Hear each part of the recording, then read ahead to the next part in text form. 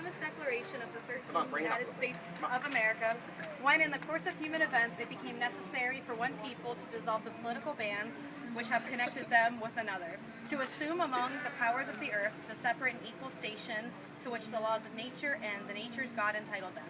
A decent respect to the opinions of mankind requires that they should be declared the causes which impel them to the separation. We hold these truths self-evident, that all men are created equal, that they are endowed by their Creator with certain unalienable rights, that among them are life, liberty, and the pursuit of happiness. That to secure these rights, governments are instituted among men, deriving their powers from the consent of the governed. That whatever any form of government comes destructive to these ends, it is the right of the people to alter or abolish it, and to institute new government, laying its foundations on such principles and organizing its powers in such form as to them shall seem most likely to affect their safety, happiness, prudence, indeed, will dictate the government's long established, should not be changed for light and transient causes, and accordingly, all experience has ruined, and mankind are more disposed to suffering.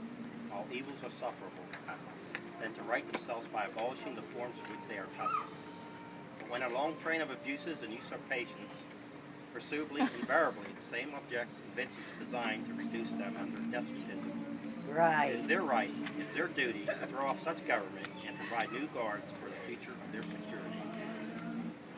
Say that again. Such has been the patient sufferance of these colonies, and such is now the necessity which constrains them to alter their former systems of government. The history of the present King of Britain is the history of repeated injuries and usurpations, all having an indirect object establishment to absolute tyranny over the states. To prove this, let facts be submitted to the candid world. He refused to his assent to laws which holds him a necessity for the public good. He has forbidden his governors to pass laws of immediate and pressing importance, unless suspended in their operation till the assent of should be obtained. And when so suspended, he utterly neglected to attend to them. Right. He has refused to pass other laws for the accommodation of large districts. Can't hear you. Unless those people were to relinquish the right of representation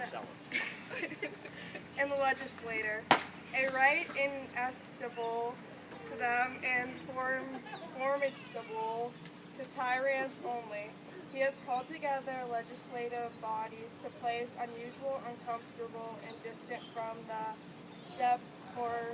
depository of their public records, for the sole purpose of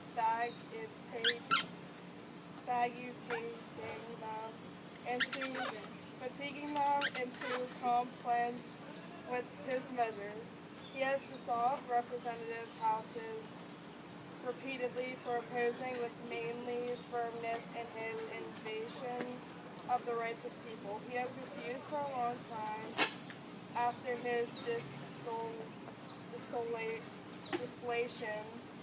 to cause others to be elected, whereby the legislative powers, incapable of annihilation, have returned to the people at large for their exercise. The state remaining in the meantime exposed to all the dangers of invasion from without and convulsions within. Very good. He has endeavored to prevent the population of these states, for that purpose obstructing the laws of naturalization of foreigners, refusing to pass others to encourage their migrations hither, and raising the conditions of new appropriations of land. He has obstructed the administration of justice by refusing his assent to laws for establishing judiciary powers. He has made judges depend on his will alone for the tenure of their offices and the amount and payment of their salaries. He has erected a multitude of new offices and sent hither swarms of officers to harass our people and eat out their substance. He has kept among us in times of peace standing armies without the consent of our legislatures. He has affected to render the military independent of and superior to the civil power. Let's get a little more drama. Let's act this thing out here. Let's, Act like you're extra here. does anybody have anything Obama? Shh, Mom. Yeah, I got Obama. He incites combined with others to subject us to a jurisdiction foreign to our Constitution and unacknowledged by our laws, giving his assent to their acts of pretend legislation, recording large bodies of armed troops among us for protecting them by a mock trial from punishment for any murders which they should commit on the inhabitants of these states, for cutting off our trade with all parts of the world, for imposing taxes on us without our consent, for depriving us in many cases of the benefits of trial by jury, for transporting us beyond seas to be tried for pretend offenses, for abolishing the free system of English laws in a neighboring province, establishing therein an arbitrary government, and enlarging its boundaries so as to render it at once an example and fit instrument for introducing the same absolute rule into these colonies. For taking away our charters, abolishing our most valuable laws, and altering fundamentally the forms of our government. For suspending our own legislatures and declaring themselves invested with power to legislate for us all, in all cases whatsoever. He has abdicated government here by declaring us out of his protection and waging war against us. He has plundered our seas, ravaged our coast, burnt our towns, and destroyed the lives of our people. He is at this time transporting large armies of foreign mercenaries to complete the works of death, desolation, and tyranny, already begun with circumstances of cruelty and perfidy, scarcely paralleled in the most barbarous ages, and totally unworthy the head of a civilized nation. He has constrained our fellow citizens to taken captive on the high seas to bear arms against their country, to become the executioners of their friends and brethren, or to all themselves by their hand. He has excited domestic constructions among us and has endeavored to bring on the inhabitants of our frontier the merciless Indian savages who no rule of warfare is an undistinguished destruction of all ages, sexes, and conditions. In every stages of these oppressions, we have petitioned for redress in the most humble terms. Our repeated petitions have been answered only by repeated injury. A prince whose character is thus marked by every act which may define a tyrant is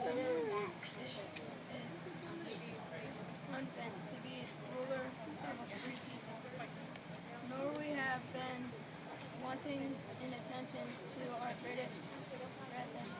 We have warned them from time to time of attempts by their legislators to extend an unwarrantable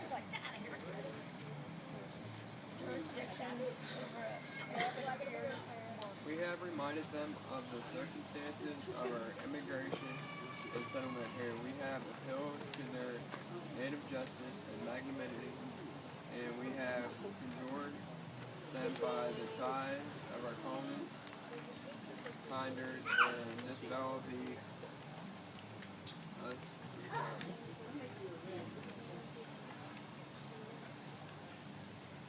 usurpation which would enmity interrupt our connections and correspondence. They too have been deaf to the voice of justice and consanguinity. We must therefore in the necessity which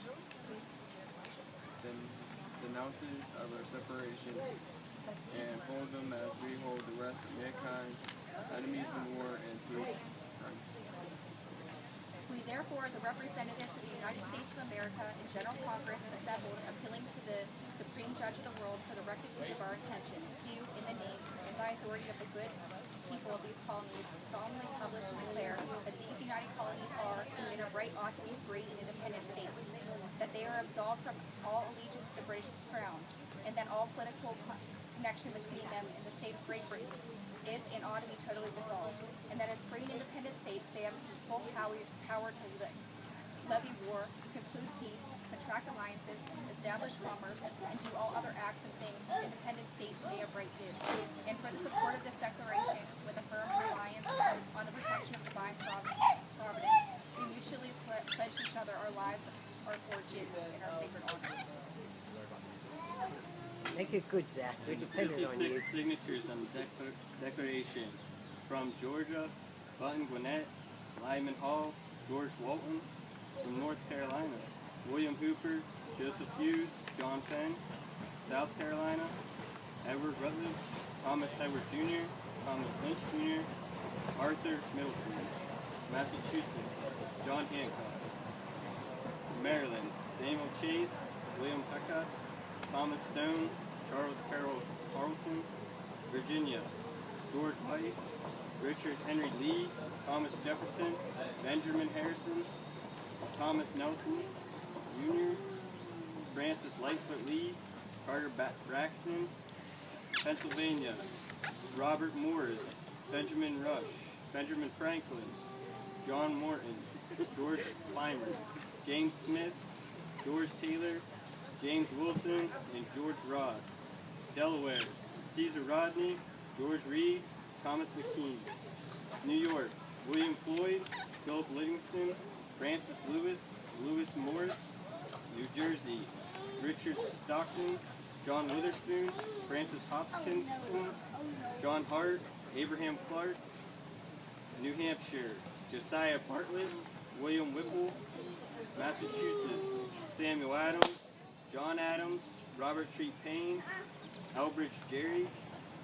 Rhode Island, Stephen Hopkins, William Ellery.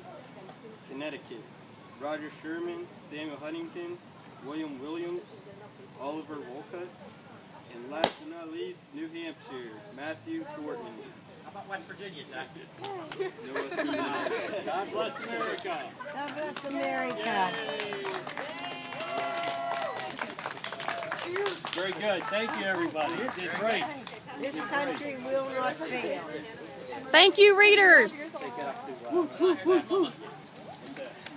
Where's the margarita? Make all your No, baby.